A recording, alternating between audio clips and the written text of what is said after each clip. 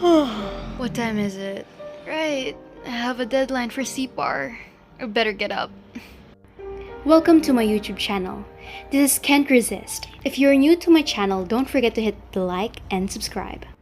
To start off, I would like to show you my draft. As you can see, I am creating an art based off the art styles of other Filipino artists. This is a task for our CPAR, which I'm currently very much enjoying. The centerpiece of my artwork is a woman with a wolf on her head. She represents all of the female leaders. Beside her is a woman with snakes on her head. She symbolizes the devil beside her, who is whispering bad things such as corruption.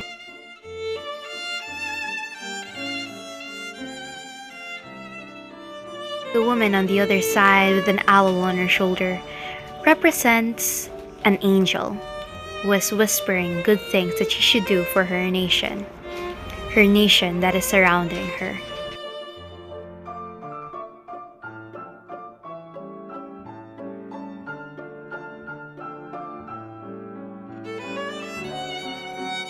What an unfortunate event. I accidentally ripped it. How should I cover that up? Day 2. Let's get back to it. Let me just put on my gloves and let's start doodling the background. To all of my fellow artists that are currently watching this vlog, I want to tell you that learning contemporary art is very important. It is crucial because every work of contemporary art expresses the thoughts, the feelings, and viewpoint of its creators. Filipinos can express themselves in a way that is safe for others to see through contemporary art.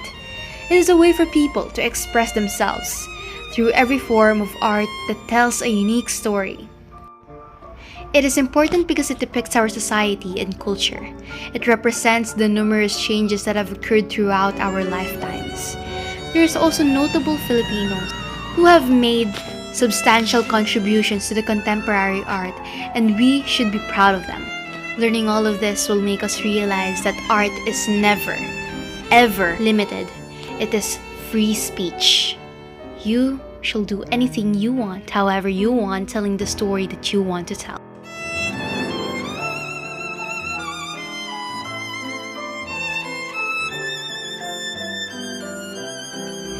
As an artist, we have to accept our difficulties and our imperfections and learn from it. As an artist, have to improve on shadowing. It is one of the things that I find most challenging. I have a difficulty trying to envision my 2D art into 3D and trying to identify where the shadow should be aligned. I realize that Filipino art is very wonderful and sometimes nostalgic as well. Filipino art is resourceful when it comes to materials, but realistic when it comes to meaning. They can clearly depict emotions with one look. Isn't that amazing? Enough with the boring sketching. It is time to draw the sexy lines. Oh, don't mind the computations on my yellow pad. I just used it so that my hand won't get dirty by the lead of the pencil. Oh, sorry, got distracted right there. But going back to my topic, I discovered how innovative Filipinos are when it comes to Filipino art. They try to demonstrate their abilities through artworks like One Lunas Polarium, which transcends the past experiences and future of everyone.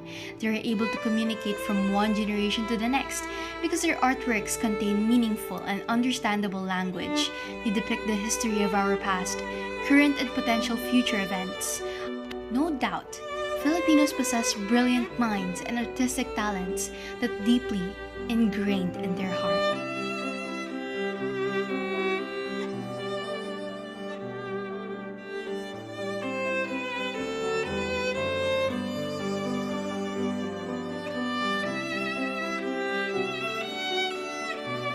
Let me tell you a few things about my art. The artist that I used as reference is Anton del Castillo, Krazin, Pin Calakal, Bree Johnson, Dexter Fernandez, Frida Kahlo, Andres Barrio Quinto, Franz Hernandez, Kirby Rosanes, and of course, Miss Maria Eileen Viñas.